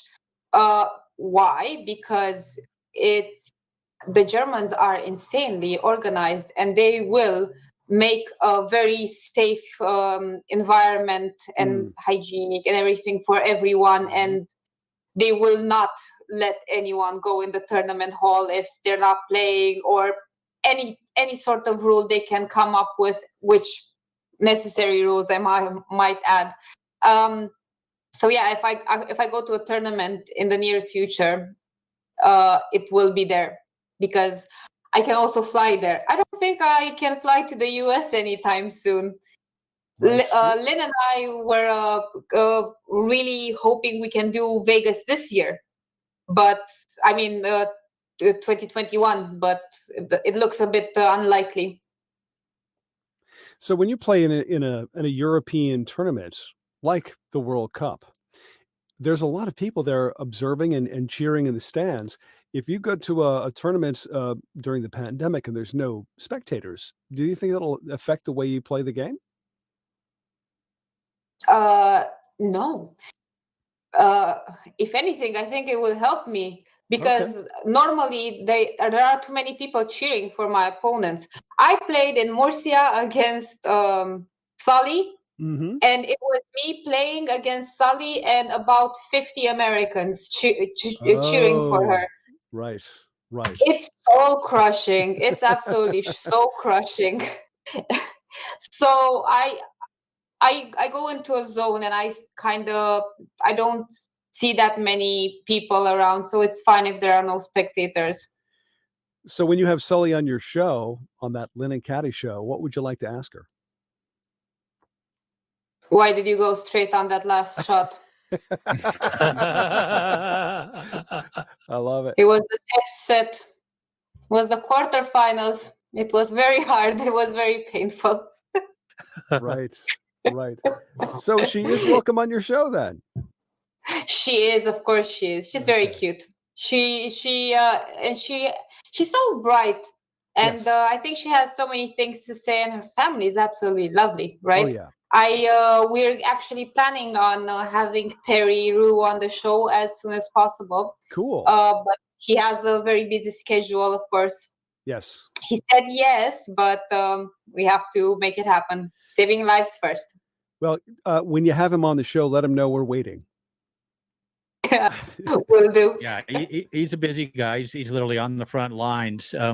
You know, and everything these days, Cati, is one day at a time. None of us really know what's going to happen next as far as the Pro Tour is concerned. But as you say, the Germans, you can figure it. If it's going to happen, it's going to happen with them, because they are so organized. They'll make sure that they do it in a safe fashion, and make sure it's the right time to do it, for sure. So there's so many unknowns still moving forward. Are you still training? Are you still able to get some practice in anticipation of eventually returning to the tour? Yes, I am lucky because my boyfriend also plays, and he's a very good player. So we play, I think, every day. Wow, that's great. 6 out of 7 days a week. At least we try to play at least a best of 5 per day to keep our game up. And we were discussing recently how we might be a bit luckier than other people, because we have a fast-paced game. We're good at picking balls up, loose balls. So we will still have that when we go back, and that might end up being an advantage. I don't know how other people are training right now, but I assume they not everybody has a partner at home where how Lynn calls them sparring partners. Punching bags. Punching bags. Is it a Bonzini or is it a Garlando? Yeah, it's a Leonhart. Leonhart, of course. Interesting. Yeah. Of course. Yeah, I'm a punching bag. I'm a sparring partner for my wife on a regular basis. I just take it. Can you stop her? Can you stop her? Can you stop her push? Do you have a zone for her push, or does she just tear you to pieces? You're talking to me? Yeah, I'm talking to you. Can you stop your wife's two-bar? She shoots a pull shot. I thought she shot a push. She's a pull shooter from forward, and that's the only thing she can shoot. She shoots a pull shot from forward, shoots a pull shot from goalie. Does she tear the zone up? No, I can't. She does at times. You don't know what you're doing. Whatever. That's just, I can't wait to take you out on the table. I'm going to smash you. Oh my God. Ignore these guys. Cati, just ignore these guys. So Cati, I have a question. Tom, you're fodder, bro. You're fodder. Get out of the way, dude. Cati, you'll get stomped. So when it comes to foosball, outside of your circle of friends in foosball, how about your family and other people that are close to you that don't play foosball? What do they think about your career?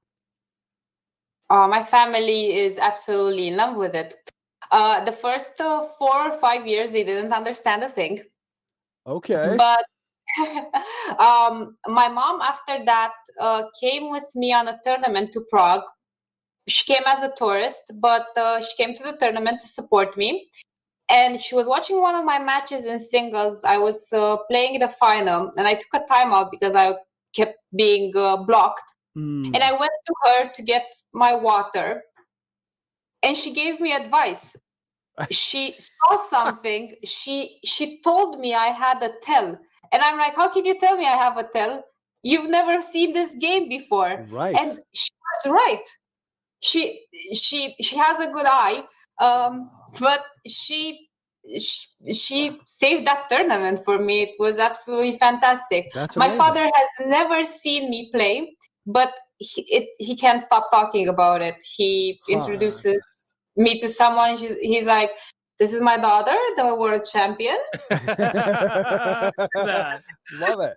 He's very cute. He's very cute. That's awesome. My dad doesn't make eye contact with me, so it's a different relationship. Well, we know about that. He might refer to me as a disappointment when I'm not around. Just kidding. My dad loves me. I gotta ask you my question. I ask masters this religiously. How do you deal with pressure situations? How do you execute? How do you keep your peace of mind? What do you do in clutch situations to take control? I just need to remember to breathe. That's my problem. I need to remember to breathe, and I block everybody out. I need to people. One of the things is that people want to come and give you advice, somebody who is not your partner, and I need to zone absolutely everybody out in a nice way, and just remember to push myself and remember that there are no I have to not set limits for myself, right? I have to do, and I start hustling as much as possible. I love that answer, because we get all different types of, we've got, I guess, more than a half dozen answers to that question.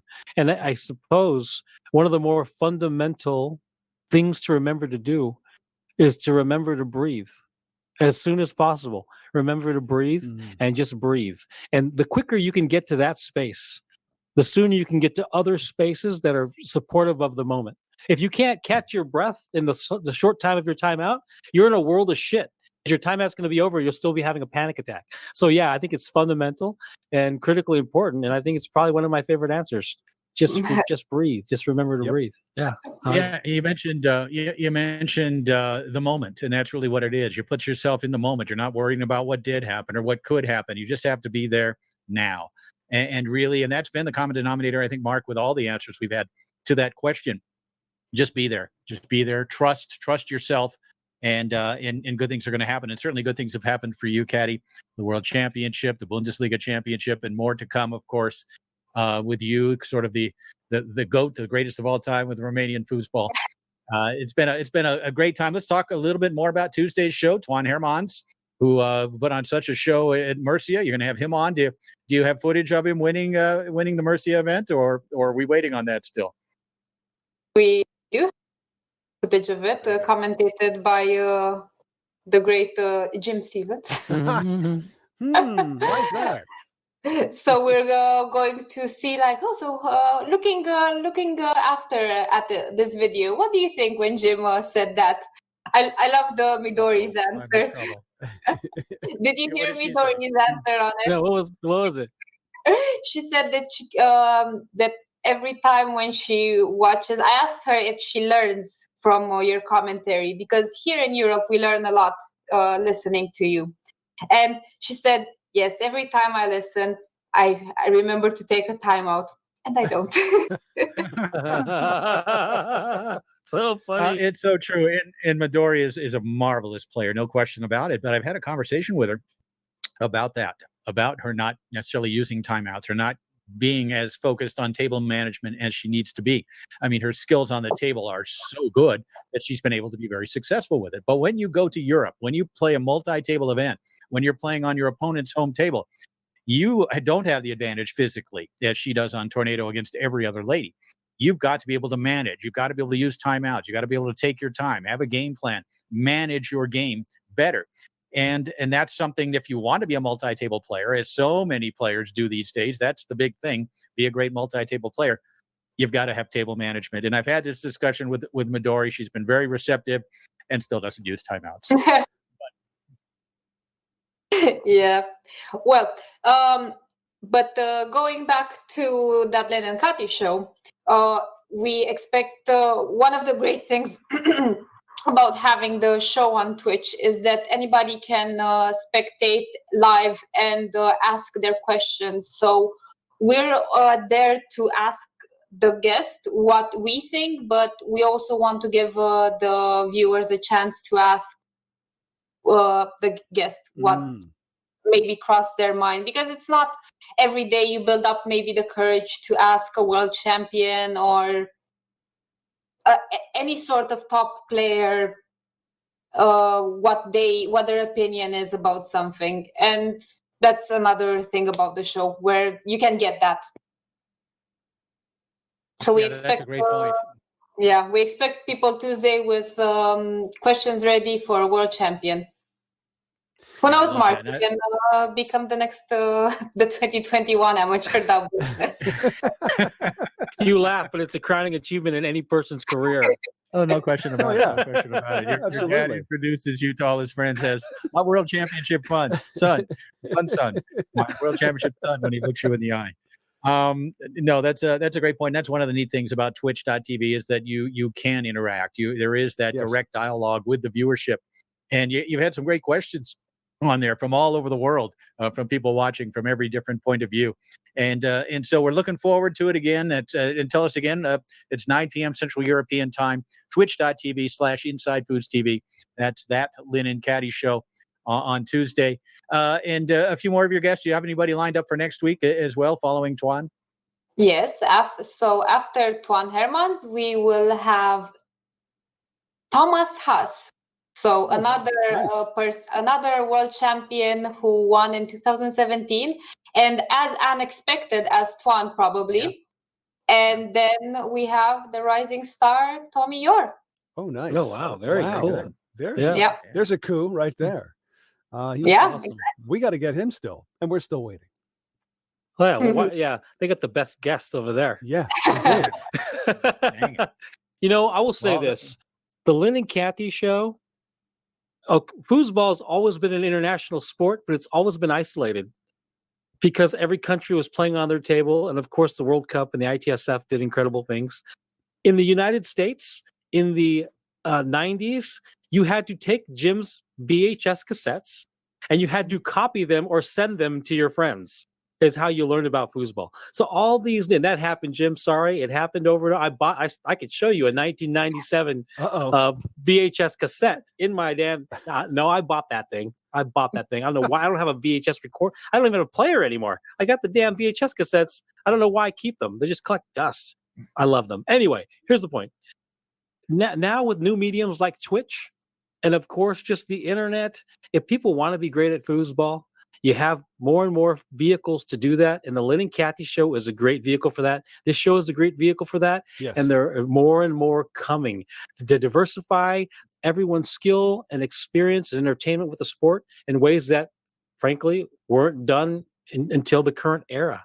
There's so much to learn, and I'll say one last thing about the InsideFoos archive specifically. History is a cyclical thing, and there are so many gems from the mid-90s to now. And there's gems in there from the 90s to now that you could find the keys to winning and countering and subverting the modern game by looking at the past. You pick up a 5-bar series, you pick up a 2-bar series, you pick up a method, a tactic, a strategy, you bring it back into the modern game, and you will throw a monkey wrench because it'll be like, I haven't, or guess what? It's history. You just haven't looked at your history book. Right. So I would say look in that archive for keys to beat the modern game. It's there. Would you agree, sir. If you listen to Jim Stevens, you learn how to shoot on Bonzini a pull shot. He says always establish the long, and then you do the others. Crush along, and the rest is easy. You got to hit a straight in there too, just to keep them honest. No question about it. But that's also something that approach works on every table. It's worked on every table since 1975, when the American style of game first started becoming, the predominant way to play.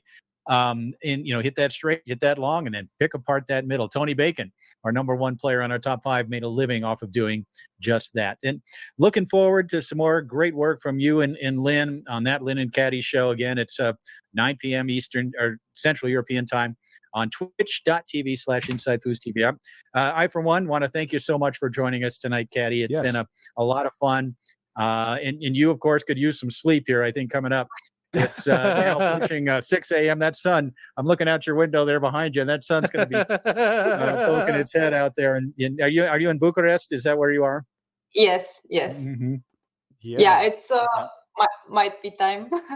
Thank you for having me. It was absolutely lovely, and it was definitely worth staying up for. Oh, it's our You've pleasure. been a wonderful guest. Thank you. Absolutely. If you ever want to stay up with us again, by all means, let us know. I'll weasel my way into it. you could co-host the show one of these nights. I think that mornings. Days. Because obviously it's something. Obviously a multi-talented foosball player, but also you're doing great work in front of the camera and for the sport of foosball as well. And thank you again. Thank you. All right, Cati. We'll talk to you soon. Have a great show this week. Guys, I got to say, we lucked out on that one. She was terrific. She is really something. Yeah, our first European guest, and maybe our only, because I'm not sure anyone else is willing to or has those sorts of hours to where they will be up at 4 a.m. But she's so personable, so knowledgeable about the sport, and really a great speaker. And it's one of the reasons why that Lynn and Cati show has been so successful so far, and will continue to be, I think, for a very long time. Well, here's the thing that I find really interesting, and I would say the same thing about Midori Kimura, about the fact that they're fantastic foosball players first, but all of a sudden they discovered this medium, visual and audio, and they're really good at it without having a background. Yeah, they are, and it's something I think a lot of players. I mean, Lynn Tran decided to start doing this immediately. I think after COVID, or maybe a little bit before even, to get herself out there. And Cati obviously is motivated to do so as well. And we've seen it with other players around the world who want to get back to the sport, aren't able to get out and play either locally, regionally, or nationally or internationally. But want to continue to contribute to foosball, and it's certainly something here at InsideFoos that we appreciate and will support in any way we can. Right, Mark? Absolutely. The global community, we are a small but mighty community. I mean that affectionately. There's not a million of us, but there are thousands of us, and we all know each other or are 1 degree separated from each other. And there's a whole lot of people out there with good intentions. Yep. And unfortunately, good intentions fall flat when people work by themselves, but working in aggregate, working as a community and supporting each other's initiatives. Why not? I mean, with a fraction of us, let's just have fun together. It's my idea. Yep. Build the energy and move it forward. Absolutely. It's this is certainly an opportunity in history we haven't seen before, especially with this brand new medium called the interweb. It seems to be something we can. Is that what they're calling it? The interweb. The interweb. That internet thing. On the line. Note. We're on the line. What? Yeah. We're on the whole line. internet. We're on the line. Yeah. It's 8%. Search it up. Alcohol. Search it up on the internet. 8%. One of the things back in 2006.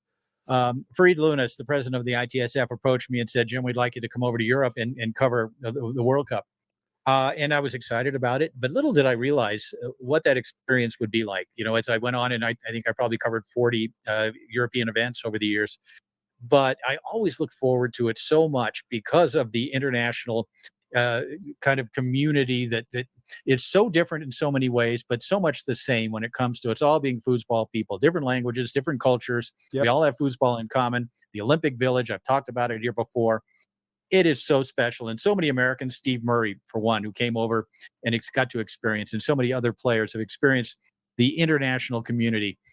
And it is just such a special thing that foosball has, and it is surviving in this strange and bizarre year of 2020. Yeah, we're surviving. The sport is surviving. Community is surviving. Without tournaments, without a lot of tournaments, without local play in most of the country here and most of the world, we are still surviving as a community. And I think we're going to come out of this much stronger. There's going to be some attrition. We're going to lose some players. But for the most part, I think we're really building something here in the fertilizer of 2020 that's going to blossom in the future and really become something amazingly special. Wouldn't it be great, and I'm speaking out of school here, but wouldn't it be great if, let's say, the USTSO club system came up with a winner every year that went across the pond and played the winner of the club system there? Yeah.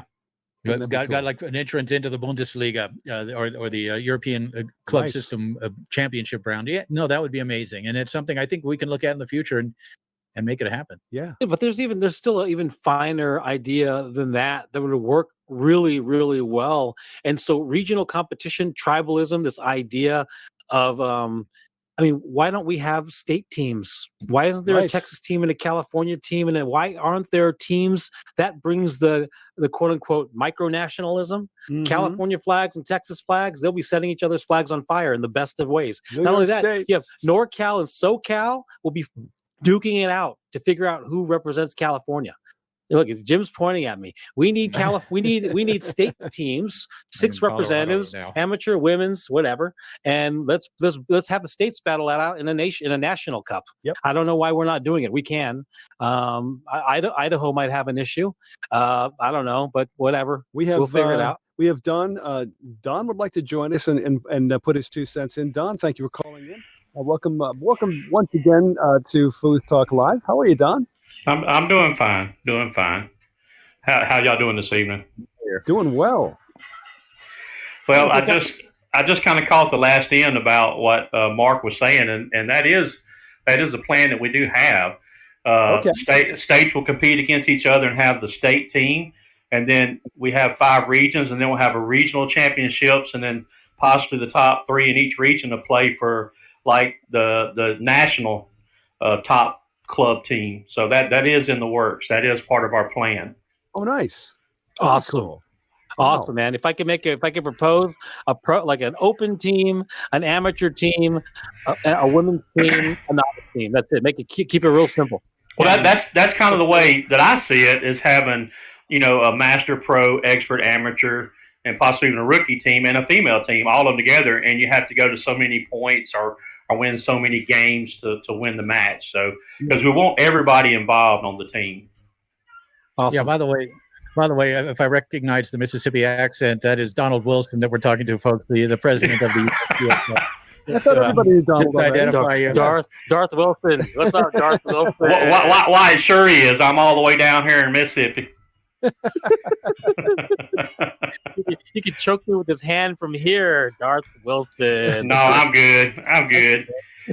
And as a matter of fact, of course, I don't know if y'all talked about Louisiana State tonight, but I had a bunch of handouts this weekend of our USTSC, the players code for that championship. I was handing them out, and cool. It's now on our website, so people can see it on there, and it totally talks all about it. So we're excited. We're moving along. We're getting more stuff on our website, and we're still pushing our membership drive. So we want people to call and become members. Our first tournament, if it's allowed, is going to be the tour kickoff at the TKO. That's going to be our first points tournament, and then the second one already scheduled is going to be Florida State. They both have hired us and certified those tournaments. So it looks like it's going just as planned. Promoters are getting involved. Players are interested. And I look forward to be a exciting year if we can just get past this junk we're in. That's great news, Donald. What are the dates for those, though, Don? Well, I think we got 3 minutes left, my friend. What are the dates for those tournaments? I'm trying to figure out the. It's going to be really the last weekend of January is TKO, and the last weekend of February is going to be the Florida State. But it's all on Facebook. All right. Well, very cool. Awesome. Yeah. Good to know. Well, we appreciate you keeping us up to date, because, of course, we need to know and we want to get the word out as much as we can. So we do appreciate you. Let us know. Anytime. Yeah, absolutely. Well, I appreciate y'all taking my call. Anything else you want to know about in the last, minute or two? Guys? Thank you, Donald. All right, appreciate it. Y'all have a great night. All right, Donald. Take care, All buddy. right. All right. Bye-bye. Happy holidays, man. All right, you too. All righty. Well, guys, that pretty much takes it right down to the end here. Any parting shots? I was about to give my I'm not going to do it. We don't have the time. I was going to talk about my my inside knowledge about Project Warp Speed and the mass dissemination of a vaccine. But no, we won't. We'll just save that. That was the teaser for next week. Yeah, we'll talk about great show, man. Love Cati. Yes. Amazing show. Yeah. Articulate and well thought out. Amazing show. It was a really fun time, you guys. Yeah, for sure. We're so happy to have her as part of the InsideFoos channel, our InsideFoos family with the Twitch, InsideFoos TV at Twitch. And we look forward to great things and a great relationship moving forward with her, a multi-talented young lady who obviously can play high-end foosball on the table, but also a great communicator off the table. And we're going to take advantage of that moving forward. This is a woman who really does cross international lines in her ability to communicate and understand foosball. So thanks again to Cati. Yeah, thanks to Cati. Thanks to Mark. Thanks to Jim. Thanks to everybody who tuned in this evening. It is FoosTalk Live. We are back again next Sunday evening live. Project Warp Speed, buddy. I want more of that. FoosTalk Live is a product of Foosball Radio and InsideFoos TV. All rights reserved. Our sincere thanks to 518 Prince, Foosball Clubs USA, Foosballers The Movie, Foos by Tony and Foos by Brandon, and the United States Table Soccer Organization. Join us next Sunday for another episode of FoosTalk Live. In the meantime, we'll see you foozin'.